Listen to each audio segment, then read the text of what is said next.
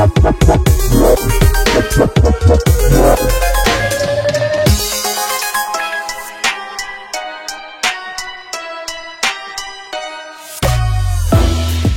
punya banyak momen kontroversial.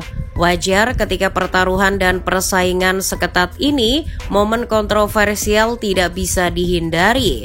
Dari yang konyol, mengerikan, sampai konspirasi. Inilah 5 momen yang paling kontroversial dalam sejarah gelaran Euro. Mari kita mulai daftar ini dari edisi Euro terbaru. Euro 2020 adalah Euro yang aneh bagi penggemar sepak bola.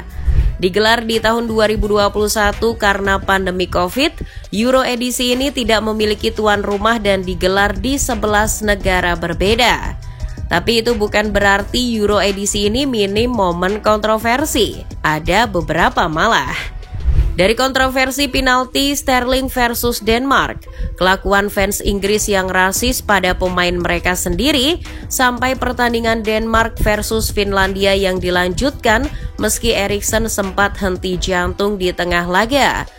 Ini tidak hanya momen yang kontroversial tapi juga mengerikan untuk ditonton. Namun, momen kontroversi yang paling ikonik adalah rivalitas Ronaldo dengan Coca-Cola. Bukan rahasia kalau Ronaldo sangat menjaga kesehatan dan pola makannya. Tentu saja, minuman bersoda bukanlah bagian dari diet sehatnya. Masalahnya, Coca-Cola adalah sponsor resmi Euro 2020. Jadi jelas, produk Coca-Cola ada di mana-mana sepanjang turnamen. Tapi, saat jumpa pers menjelang pertandingan pembuka melawan Hungaria, Ronaldo malah menyingkirkan 2 botol Coca-Cola yang ada di hadapannya, mengisyaratkan kalau orang-orang lebih baik minum air putih. Tak disangka aksi ringan dari Ronaldo memantik efek domino yang sangat besar. Dilaporkan setelah video itu viral, saham Coca-Cola terjun menukik tajam. Dilansir dari The Athletic, Coca-Cola kehilangan $4 miliar hanya dari aksi Ronaldo itu. Ini sekaligus membuktikan besarnya efek pengaruh Ronaldo tidak hanya di dunia sepak bola. Beralih ke Euro sebelumnya, ada Euro 2016. Di Euro ini Prancis jadi tuan rumah dan Portugal keluar sebagai juara. Ronaldo yang harus keluar lapangan karena cedera di tengah-tengah laga memimpin timnya mengalahkan tuan rumah.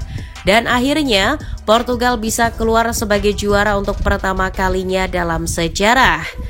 Itu jadi momen yang sangat mengharukan dan menggambarkan bagaimana indahnya olahraga ini. Tapi tidak selamanya hal yang indah tetap indah. Euro 2016 juga memiliki sisi kelamnya. Menjelang pertandingan fase grup antara Inggris melawan Rusia, beberapa bentrokan kecil sudah terjadi antara pendukung kedua tim di jalanan kota Marseille. Namun, pertandingan bisa berjalan seperti biasa. Berakhir dengan hasil imbang 1-1, kedua supporter masih belum puas, khususnya para hooligan Rusia yang tak terima dengan olok-olokan fans Inggris di luar stadion. Mereka menyerang menggunakan palu dan besi, sehingga menelan 2 korban koma dalam kerusuhan itu. Pihak kepolisian pun menyatakan 150 ultras Rusia bersalah atas aksi hooliganisme tersebut. Jika dibandingkan dengan kontroversi sebelumnya, kontroversi ini akan terkesan sangat konyol. Di Euro 2012, tepatnya di pertandingan fase grup antara Denmark dan Portugal, Niklas Bender mendapat hukuman denda dan larangan bermain di satu pertandingan oleh UEFA. Alasannya adalah karena Lord Bender merayakan gol dengan menunjukkan celana dalamnya dengan merek Paddy Power. Masalahnya, itu adalah merek judi. Bender pun didenda sebesar 100.000 euro karena mempromosikan merek yang bukan sponsor UEFA. Tapi lucunya dari aksi itu, Bender dapat uang sebesar 200.000 euro dari Paddy Power. Di hari yang sama, UEFA juga memberikan sanksi berupa denda ke supporter Kroasia. Saat itu, supporter Kroasia kedapatan melakukan aksi rasis ke Balotelli. Di laga Italia melawan Kroasia itu mereka melemparkan kulit pisang dan menirukan suara monyet sepanjang laga.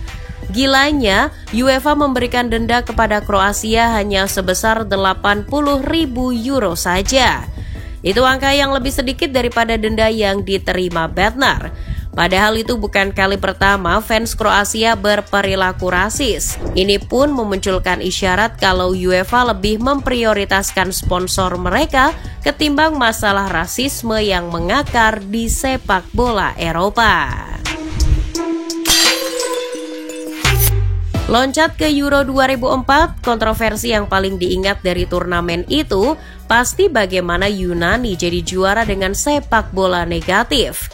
Tapi bukan itu yang akan dibahas di daftar ini, melainkan bagaimana tim-tim Skandinavia bersekongkol agar Italia tidak lolos fase grup. Jadi, saat itu Italia ditempatkan di grup C bersama Swedia, Denmark, dan Bulgaria. Di hari terakhir babak penyisihan grup, Italia butuh kemenangan untuk bisa lolos. Tapi mereka juga butuh pertandingan Swedia versus Denmark berakhir selain hasil imbang dan tidak lebih dari 1-1. Dan yang terjadi, Swedia versus Denmark berakhir 2-2. Swedia sebenarnya tertinggal 2-1 sampai menit 88. Tapi semenit kemudian Denmark mencetak gol mudah dan membuat skor jadi 2-2. Dengan skor tersebut, Denmark dan Swedia bisa sama-sama melangkah ke fase knockout. Sedangkan Italia yang diperkuat Buffon, Del Piero, Nesta, Zambrotta, Pirlo, dan Materazzi harus pulang. Bertahun-tahun setelahnya dikutip dari The Guardian bahwa surat kabar Swedia membocorkan percakapan antara pemain Swedia Erik Edman dan pemain Denmark Daniel Jensen saat pemanasan. Di situ Erik Edman berkata, "Haruskah kita buat hasil jadi 2-2?" Jensen tersenyum dan berkata, "Tentu, mengapa tidak?" Di sepanjang pertandingan itu pun terungkap para pemain Swedia meminta gol pada Denmark saat kedudukan 2-1. Kita mundur jauh ke Euro 1988 untuk momen kontroversial terakhir di daftar ini, tepatnya di pertandingan semifinal antara Belanda melawan Jerman Barat. Kedua negara ini memang berbagi salah satu rivalitas paling panas di Eropa. Jadi pertemuan mereka selalu diwarnai dengan drama. Khusus di pertandingan semifinal Euro 1988 ini agak beda. Setelah Jerman unggul lebih dulu lewat penalti dari Lothar Matthaus, Ronald Koeman menyamakan kedudukan di menit ke-75. Setelah itu Belanda bisa comeback lewat gol dari Marco van Basten.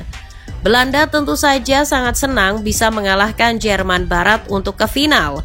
Tapi Ronald Koeman merayakannya dengan sedikit berbeda.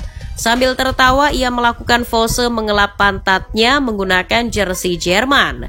Perilaku ini membuat Koeman jadi musuh publik nomor 1 di Jerman Barat. Bahkan ayahnya sendiri mengutuk perilaku Koeman tersebut. Meskipun begitu, Koeman sama sekali tidak menyesali perbuatannya.